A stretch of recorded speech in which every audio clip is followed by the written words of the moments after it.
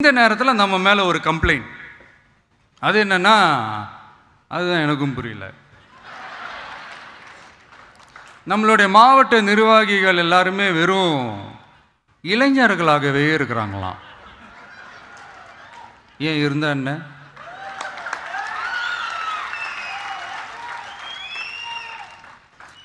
அறிஞர் அண்ணா அவர்கள் கட்சி ஆரம்பிச்சப்பா ஒரு பின்னாடி நின்னதும், புரட்சி தலைவர் எம்ஜிஆர் அவர்கள் கட்சி ஆரம்பிச்சப்பா ஒரு பின்னாடி நின்னதும் வெறும் இளைஞர்கள் தான். அந்த இளைஞர்களால தான் 1967லையும் 1977லையும் அந்த 2 தேர்தலையுமே ஒரு மிகப்பெரிய ஒரு வெற்றி கிடைச்சது. வரலாறு, அதுதான் வரலாறு. இப்போ அதே மாதிரி நம்ம மேல இன்னொரு கம்ப்ளைண்ட். அது என்னன்னா, நம்மளுடைய கட்சி நிர்வாகிகள் எல்லாருமே சாதாரண குடும்பத்திலிருந்து வந்தவங்களாம். அதே தான் இங்கேயும் கேட்குறேன், ஏன் வரக்கூடாதா?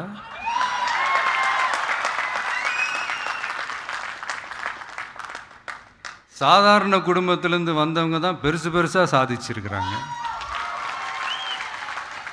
இன்னும் சொல்ல போனா, நம்மளுடைய கட்சி எளிய மக்களுக்கான கட்சி தானே. அப்படி இருக்கும்போது நம்மளுடைய கட்சி நிர்வாகிகளும் எளிய குடும்பத்தை சேர்ந்தவங்களா தான் இருப்பாங்க. நம்மளுடைய கட்சி ஒன்றும் பண்ணையாறுகளுக்கான கட்சி கிடையாதுல்ல.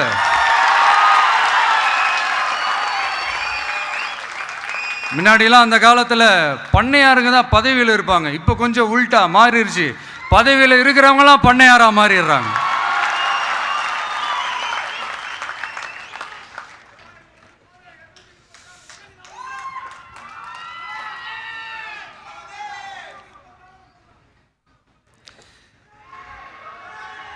மக்களுடைய நலனை பற்றியோ, நாட்டோட நலனை பற்றியோ, வளர்ச்சிகளை பற்றியோ எதை பற்றியும் கவலைப்படாமல் பணம் பணம் பணம், எந்தெந்த வழிகளில் எந்தெந்த ரூட்லலாம்.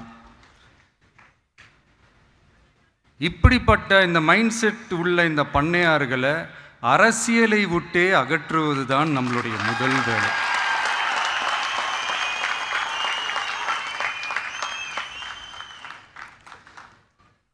அதை ஜனநாயக முறைப்படி நம்ம செய்கிறதுக்கு தான் 2026 தேர்தலை நம்ம சந்திக்க போகிறோம்.